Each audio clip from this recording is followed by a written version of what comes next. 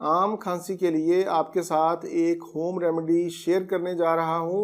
1 cup पानी के अंदर 1 इंच के बराबर अदरक का टुकड़ा डाल दें और इसको हल्की हल्की आंच पर पकाएं। पानी जब आधा रह जाए तो इसको छान लें और 1 चम्मच शहद मिलाकर इसको नीम गर्म पी लें, जिस तरह चाय पीते हैं।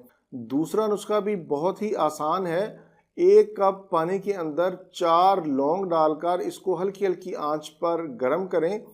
पानी जब आधा रह जाए और इसका कलर ब्राउन हो जाए तो फिर चूल्हा बंद कर दें, इसको छान लें और इसमें चाहें तो आप 1 चम्मच शहद का भी डाल सकते हैं। इसको भी आपने नीम गर्म चाय की तरह पीना है और दिन में 2 मरतबा सुबह शाम इस्तेमाल करें। बच्चों को इसकी मिकदार आप आधी कर दें, यानी 2 लौंग काफ़ी हैं। इंशाल्लाह इसकी पहली खुराक से ही आपको रिलीफ मिलेगा। मुकम्मल आराम के लिए इसको 4 से 5 दिन ज़रूर इस्तेमाल करें।